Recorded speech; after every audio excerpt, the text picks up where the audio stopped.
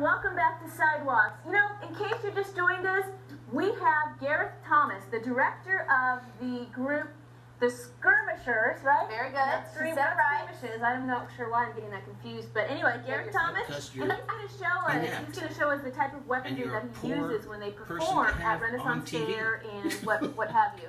All right. So why don't you show us what we have? All right, we'll start with this one.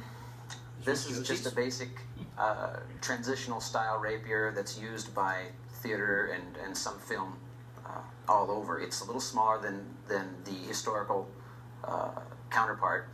It's very light so that the choreographers and the actors alike have an easy time working with it. It's really light. So this is a rapier, not a sword? Right. Okay. That's the correct terminology, so we're using right lingo. Great. And that one's upside down. Oops. There you go. She knew that. Okay, there you go. Watch it.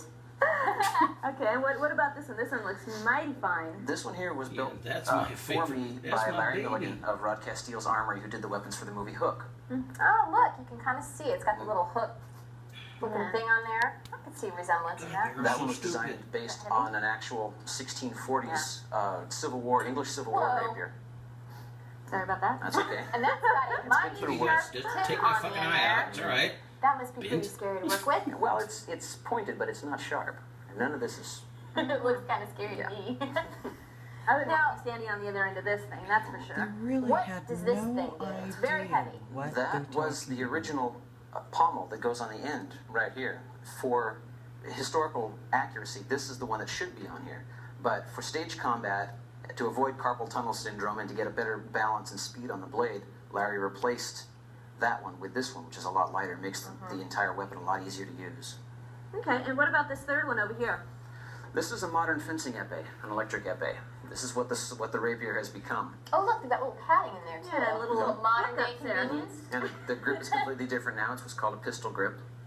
Because of why? You hold it exactly as you would a pistol. You wrap it around and put your... That's pretty close. Like that? Except for I think this finger goes. Yeah. Oops.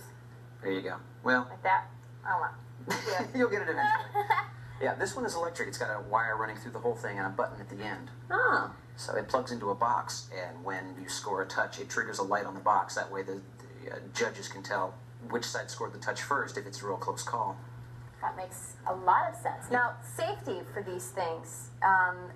The protective parts basically are in the designs around the handle. On all, is that something that's on all of these? The hilt is the key point to protecting your hand and your fingers. The hilts varied over the centuries, but they got more and more. You can see the transition here. In the earlier years, it was just bars. Then it became a dish or a shell guard, and now it's complete hand coverage. Yeah, got a little nervous towards 20th century. Yeah, that's right. They wised up. Well, Gareth, do you have anything else that you want to tell us about the skirmishes or the swords or anything we covered in the show today? I think we've pretty much covered it all. We covered everything? Well, I want to tell you thank you so much for joining us on Sidewalk. Thanks a lot, Gareth. Good luck with you and your group. And if you have any questions about the show that we had today or about the group Skirmishes or the Order of the Black Rose, please feel free to call the hotline that you see going across your screen right now.